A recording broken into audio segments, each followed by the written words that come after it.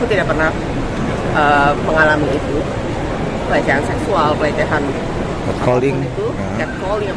Oh, kalau catcalling sih gue hajar balik.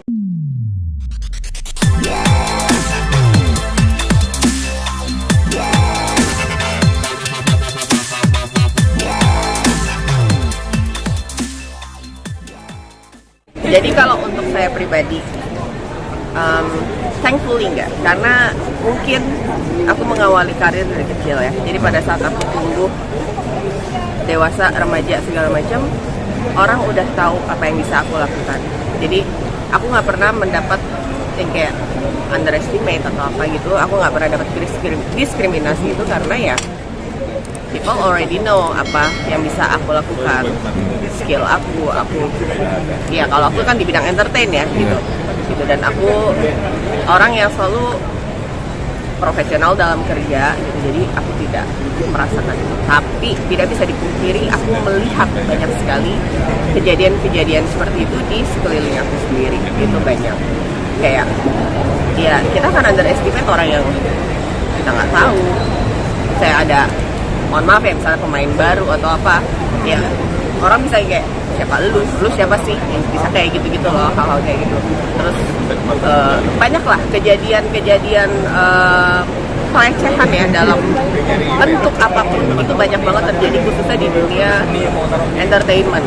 Even yang kita lihat di TV pun hiburan buat kita, itu kita kayak menormalkan, kita kayak memakbulkan perilaku bullying, perilaku harassment yang ya itu jadi bahan ketawaan, jadi bahan bercandaan.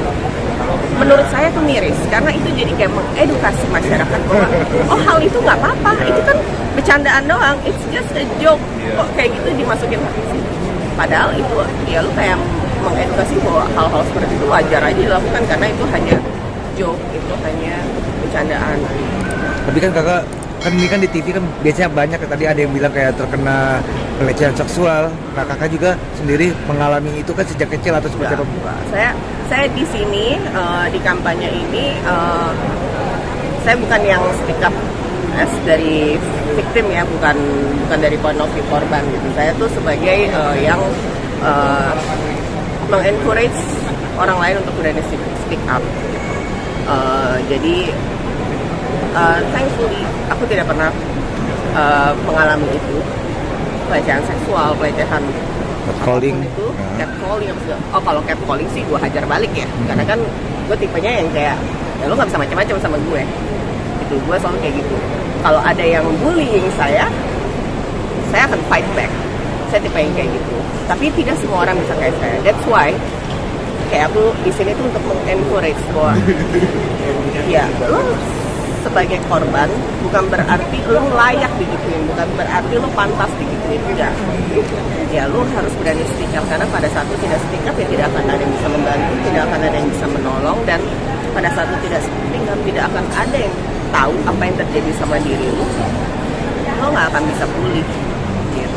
Tapi kalau saya boro-boro ada orang pelecehan, orang baru ganggu gue dikit ya gue sikat lah, enak aja lo. Tapi ngalamin gitu deh. Saya enggak. Tapi kalau misalnya kayak ya misalnya kayak catcalling ya. Catcalling itu adalah hal yang kayak itu kayak budaya Indonesia yang sungguh annoying. Kayak even di kampus saya ya, saya pernah dapat catcalling. Jadi kayak saya disuit-suit gitu dari jauh. Leoni gitu-gitu ya. Yang menurut mereka itu. Terus gue marah dong waktu itu, yang kayak ya gue marah gitu kan, kayak gue marahin. Habis itu gue masuk thread Kaskus. Masih zaman Kaskus waktu itu ya. Gue masuk thread dibilangnya Leoni sombong karena pas dipanggil dia malah marah. Jadi pada saat gue yang jadi korban catcalling terus gue marah, gue yang dijadiin victim. Katanya sebagai public figure gue sombong gitu. Jadi tapi gue gak peduli karena gue melakukan apa yang menurut gue benar. Karena pada saat lu memanggil gue dengan sopan, gue akan meladeni lu dengan sopan. Tapi pada saat lu memanggil gue catcalling yang sweet gak jelas kayak preman kampung gitu, ngapain gue ngeladenin lu? Terus lu punya hak apa untuk ngatain gue sombong, padahal lu yang sebenarnya yang lu yang harusnya ngaca bahwa apa yang mau cari itu nggak benar. Saya banyak kejadian gitu, terus kayak bullying itu kan kayak budaya kita dari sekolah. Budaya dari sekolah itu kebawa sampai ke tempat kerja. Jadi masih ada istilah senioritas apa segala macam. dari dulu gue paling gak suka kayak gitu. Gue selalu kalau kayak udah senior mau sosok jagoan, gue ladenin. Tapi nggak bisa dipungkiri bahwa itu mendarah daging. Jadinya gue nggak heran juga kalau misalnya perilaku bullying itu kebawa sampai ke lingkungan pekerjaan yang harusnya udah pada dewasa, udah pada bekerja masing-masing sesuai kapasitasnya, masih aja ada senioritas ngebully ini itu segala macam. Ya itu tadi, karena itu kayak udah budaya, dimaklumi, dinormalkan. Nah itu yang pengen kita sadarkan ke orang-orang bahwa itu perilaku tidak normal. Jangan memaklumi tindakan-tindakan seperti itu, jangan memaklumi perilaku-perilaku seperti itu. Apalagi kita sebagai perempuan, kita harus fight back, kita harus mengumpulkan kekuatan diri sendiri untuk kita harus respect sama diri kita sendiri. Pada saat kita ada respect sama diri kita sendiri, kita akan bisa melawan orang yang tidak respect sama diri kita sendiri. Kak, habis sedikit dong, ibaratnya udah, ibaratnya dulu kan dikenal dengan nyanyi cilik. Sekarang apa kabar sih? Udah lama banget nggak? Nah, sudah melenceng dari event. Sedikit aja kan? Apa? Sedikit aja soal itu juga. Apa kabar lah? Udah lama nggak ketemu. Baik, baik. Saya gini-gini aja. Kalau ada kerjaan cuti, kalau nggak ada nganggur di rumah, enak kan? Ya, ada lagi soal ini? Kak, mungkin pernah ada temen yang pernah Ada. Jadi, kenapa juga salah satunya aku ke-trigger banget sama ini, karena belum lama salah satu follower saya DM. Salah satu follower saya DM di Instagram, dia speak up bahwa dia adalah korban pelecehan seksual yang dilakukan oleh anggota keluarga sendiri, dan dia mau bunuh diri. Dia mau bunuh diri kenapa? Karena pada saat dia mencoba mencari pertolongan ke keluarganya, keluarga itu malah bilang, lu jangan ngomong ke orang-orang, tutupin, itu kan aib keluarga. Ya udah disimpan aja. Jadi kayak dia merasa diri dia tidak berharga, karena pada saat dia mencari pertolongan yang dia dapetin malah itu. Nah, entah gimana ceritanya dia reach out ke saya di DM. Kebetulan pas saya buka DM-nya, saya baca, ya saya respon. Saya respon, sebenarnya saya tidak melakukan apa-apa ya, saya hanya merespon.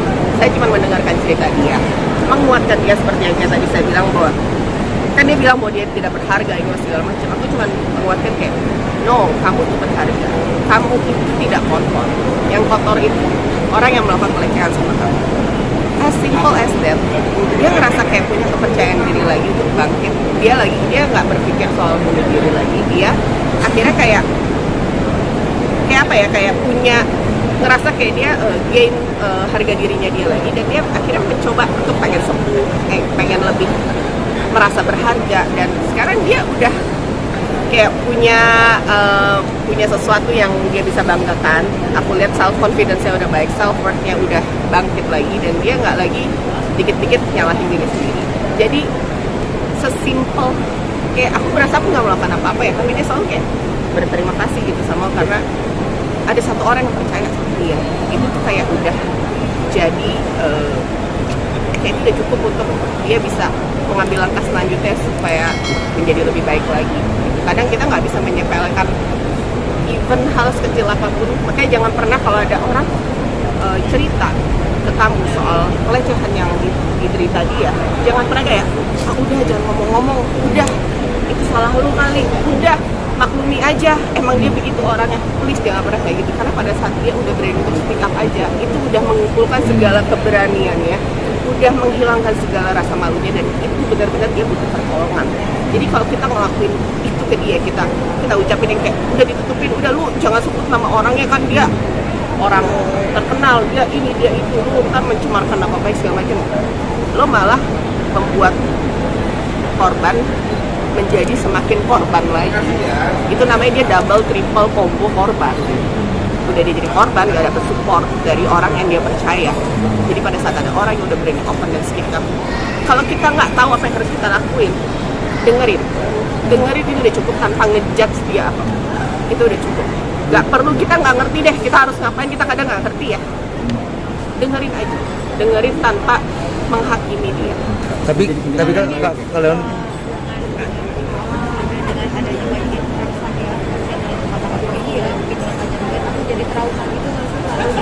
harus untuk gak ada urusannya itu, gak ada urusannya.